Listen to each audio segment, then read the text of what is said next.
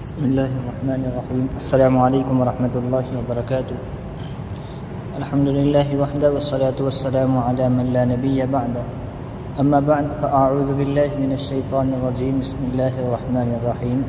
وذكر فإن الذكرى تنفع المؤمنين. صدق الله العظيم. وقال النبي صلى الله عليه وسلم إن شر الأمور محدثاتها وكل بدعة ضلالة وكل بدعة ضلالة وكل ضلالة في النار أو كما قال عليه الصلاة والسلام. سبحان ربك رب العزة عما يصفون وسلام على المرسلين والحمد لله رب العالمين. اسلامی کیلنڈر کے اعتبار سے ربیع الثانی کے مہینے کے اندر ایک بدعت کا رواج لوگوں کے درمیان عام ہو گیا ہے، اور اس بدعت کو اور اس رواج کو لوگ 11ویں شریف کا نام دیتے ہیں. تو آج کی اس بحث کے اندر ہم اس کی بنیاد کیا چیزیں ہیں اور یہ کرنا کیسا ہے اس کے بارے میں کچھ سنیں گے. گزارش یہ ہے کہ اختلافات کی آنکھ سے نہ دیکھیں بلکہ حقائق کی آنکھ سے، سچائی کو جاننے کے اعتبار سے اس کو سنیں، انشاءاللہ نفع ہوگا. اگر مسلکی اعتبار سے، اختلافی اعتبار سے اگر اس کو سنیں گے تو نفع نہیں ہوگا بلکہ دراڑیں آئیں گی. سب سے پہلی بات کہ 11ویں شریف کا ثبوت نہ قرآن و حدیث سے ملتا ہے، نہ ائمہ مجتہدین سے ملتا ہے، نہ خلفائے راشدین سے ملتا ہے، نہ صحابہ سے ملتا ہے. یہ چیز بدعات میں سے ہے، اور اللہ کے نبی صلی اللہ علیہ وسلم نے فرمایا ان شر الامور محدثاتها. بلا صبح شر امور وہ دین کے اندر کوئی نئی چیز کو ایجاد کر دینا ہے اور اس کو ضروری سمجھنا ہے. اب لوگوں کے ذہن میں ایک سوال آتا ہے کہ کیا کسی کے نام پر دعوت کر دینا، ارشاد ثواب کے نام پر کسی کو کھانا کھلانا، کیا یہ بدعت ہے یا کیا یہ گناہ ہے؟ لوگوں کو کھانا کھلانا تو اچھی بات ہے، ہاں کھانا کھلانا اچھی بات ہے، ارشاد ثواب کرنا اچھی بات ہے، لیکن اس کو ضروری سمجھنا اور اس کے نہ کرنے والوں پر وعید کرنا اور اس کے نہ کرنے پر برے عقائد رکھنا، برے عقیدے رکھنا، یہ چیز غلط ہے. اب اس کی حقیقت کیا ہے اور یہ شروعات اس کی کہاں سے ہوئی ہے؟ اس کے ذیل میں اس کو لوگ منسوب کرتے ہیں پیراں شیخ عبدالقادر جیلانی رحمہ اللہ تعالی نور اللہ مرقدہ کی یوم وفات کے پر. ہاں یہ بات درست ہے کہ آپ غوث اعظم ہیں، ولایت کا وہ مقام ان کو ملا تھا، اپنے دور کے وہ سب سے بڑے اولیاء کے اندر شمار ہوتے تھے. بہت ساری اللہ نے ان کو روحانی اعتبار سے بلندی عطا فرمائی تھی، اس میں کوئی شک نہیں ہے، لیکن ان کے نام پر ان کے یوم وفات کی مناسبت سے 11ویں شریف کا منانا یہ بات کہیں سے ثابت نہیں ہوتی. اور حد تو یہ ہو گئی کہ بعض یہ عقیدہ رکھتے ہیں کہ اگر ان کے نام پر اگر ہم ان کی یوم وفات پر ایصال ثواب کے طور پر 11ویں شریف کو نہیں منائیں گے تو یہ عقیدہ اور کانسیپٹ ہے ہمارے لوگوں کا کہ اگر ایسا نہ کریں ہم تو ہمارے بچے اپاہج پیدا ہوں گے، یعنی گونگے پیدا ہوں گے، اندھے پیدا ہوں گے، اور گھروں کے اندر بے برکتی آئے گی، لڑائی جھگڑے ہوں گے، وغیرہ وغیرہ بہت سی چیزیں. سب سے پہلی چیز تو یہ ہے کہ ہمارا اسلام ہمیں اس بات کی تعلیم دیتا ہے وشر ہی من اللہ تعالی، شر ہو یا اچھائی ہو یا برائی ہو، ہر چیز اللہ تبارک و تعالی کی جانب سے ہوتی ہے. کسی ولی، کسی نبی، کسی پیر کے ہاتھ میں یہ چیز نہیں ہے کہ وہ کسی کو نفع پہنچائے، کسی کو نقصان پہنچائے. ساری دنیا مل کر کسی کو نقصان پہنچانے پر تل جائے اور اللہ نہ چاہے تو کسی کو کوئی نقصان نہیں ہو سکتا، اور اللہ چاہ رہا ہے کسی کو نقصان پہنچانا، ساری دنیا اس سے موافقت میں ہے کہ اس کو نقصان نہ پہنچے، لیکن اس کو نقصان پہنچ کر رہتا ہے، ہوتا وہ جو اللہ چاہتا ہے. تو اگر یہ عقیدہ رکھنا کہ ہم ان کے نام پر نہیں کھلائیں گے تو ہماری اولاد یہ ہوں گی، یہ عقیدہ رکھنا بالکل شرکیہ عقیدہ ہے. ایسا رکھنے پر ایمان بھی ہمارا قدرے میں پڑ سکتا ہے.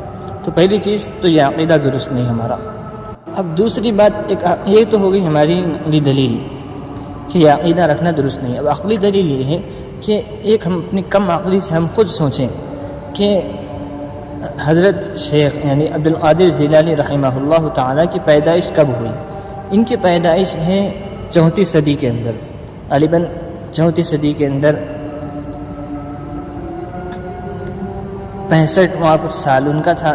بہرحال 4 صدی کے اندر ان کے یوم پیدائش ہے اور وفات 5ویں صدی کی ابتدائی سالوں کے اندر ہے.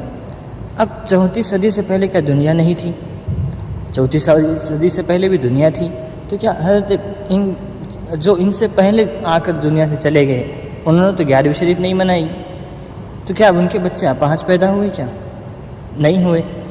تو جب ان کے بچے اپاہج پیدا نہیں ہوئے، کیونکہ اس وقت ان سے پہلے تو حضرت کی پیدائش ہی نہیں ہوئی تھی اور انہوں نے 11ویں شریف منائی نہیں اور ان کی اولاد اپاہج پیدا ہوئی نہیں، تو پھر اب یہ کیسے ہو سکتا ہے کہ ان کی پیدائش کے بعد، ان کی وفات کے بعد ان کی جو چیز نہیں منائیں گے، جو لوگ نہیں منائیں گے، ان کے اپاہج پیدا ہوں گے؟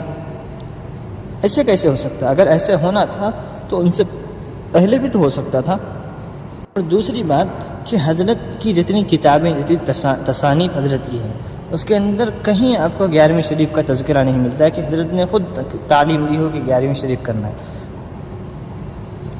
خود شیخ عبد القادر جیلانی سنت کے پابند تھے، متبع شریعت تھے، بدعات کو بہت سختی سے منع کرتے تھے. وہ ایسی کیسے اجازت دیتے ہیں اس بدعات کو اختیار کرنے کی؟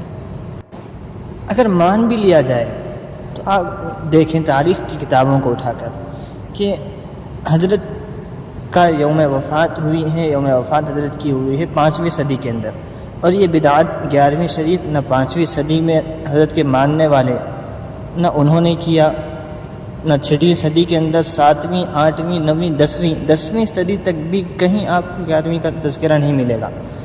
ہاں 10ویں صدی کے بعد 11ویں صدی سے آپ کو یہ رواج ملے گا. اس کو سمجھنے کے لیے آپ اس بات سے اندازہ لگایا جا سکتا ہے کہ اگر حضرت کے خود چاہنے والے اگر 11ویں شریف کرتے، ان کے یوم وفات مناتے، تو حضرت کی وفات کی تاریخوں کے اندر اختلاف نہیں ہوتا. حضرت کی وفات کی تاریخوں کے اندر اختلاف ہے. بعض لوگ کہتے ہیں کہ 13 کو آپ کی وفات ہوئی، بعض کہتے ہیں 15 کو ہوئی، بعض 17 کو کہتے ہیں اور بعض 11 کو کہتے ہیں. اگر حضرت کے چاہنے والے حضرت کے انتقال کے فوری بعد اگلے سال 11 کو مناتے، 13 کو مناتے، تو وہ ایک دن فکس ہو جاتا سب کی نظروں میں کہ اس دن عید کرنا ہے کیونکہ اس دن وفات ہوئی ہے. اختلاف نہیں ہوتا. اگر اگلے سال اس کے عمل کرتے، عمل نہیں ہوا، جب 5-6 صدی تک یہ عمل نہیں ہوا، لہٰذا اختلاف ہوا. بعض حضرات اس کو قرآن سے اس کا ذکر کرتے ہیں کہ 11ویں شریف کا تذکرہ قرآن کے اندر ہے. یہ بات کیسی بے عقلی بات ہے، کیسی عقل کے اندر بھی سمجھی جانے والی بات نہیں ہے. کیونکہ پیران پیر شیخ عبد القادر جیلانی کی پیدائش ہے 4 صدی کی، اور قرآن تو ان کی پیدائش سے کئی سو سال پہلے آ گیا، تو ان کا ذکر قرآن کے اندر کیسے آئے گا؟ یہ بات ثابت ہو گئی کہ یہ چیز لوگوں نے گڑھ لی ہے. جیسے محرم کے اندر نواسہ رسول کی شہادت منانا. ہاں آپ کو غم ہے نواسہ رسول کی شہادت ہوئی ہے، آپ منا رہے ہیں، غم ہے، لیکن کیا صرف انہی کی شہادت ہوئی؟ ان کے بھائی حضرت حسن کی بھی تو شہادت ہوئی ہے. آپ کو ان کی یوم وفات کا کچھ اندازہ ہی نہیں ہے. ان کی ماں حضرت فاطمہ کی یوم وفات آپ نہیں مناتے، ان کے نانا کی آپ نہیں مناتے، دوسرے کئی بڑے بڑے صحابہ شہید ہوئے ان کی نہیں مناتے. وہ لوگوں کے اندر جو رواج چل گیا ہے، جس کا لوگوں کے ذہنوں کے اندر جو چیزیں بٹھا دی گئی ہیں، اب وہ اس کو سمجھنے لگے ہیں. تو بہرحال خلاصہ کلام یہ ہے کہ یہ تمام چیزیں بدعات و خرافات میں سے ہے. اس سے اجتناب کرنا بے حد ضروری ہے.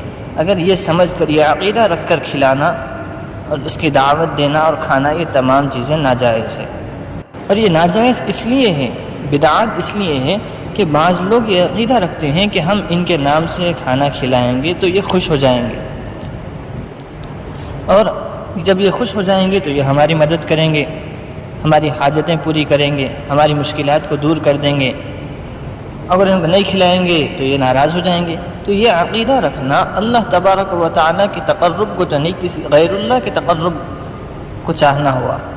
گویا کہ ہم اللہ کو خوش کرنے کے بجائے اللہ کے ایک بندے کو خوش کر رہے ہیں کہ وہ ہم کو نفع و نقصان پہنچا سکتا ہے، نفع و نقصان وہ ہم کو دے سکتے ہیں. کیونکہ نفع و نقصان کی ذات تو اللہ تبارک و تعالیٰ کی ذات ہے. کسی اور سے نفع کی امید ہم کیسے رکھ سکتے ہیں؟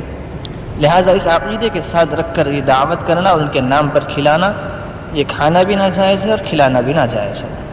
دوسری بات، اس وجہ سے یہ چیز بدعات میں سے ہے کہ حضرت صحابہ کا دور گزرا، اگر قرآن کے اندر اس عید کا منانا ہوتا تو حضرت صحابہ وہ اس پر عید کو مناتے تھے، تابعین اس کو مناتے تھے، تابعین اس کو مناتے تھے، اولیاء مناتے تھے، کسی نے نہیں منایا۔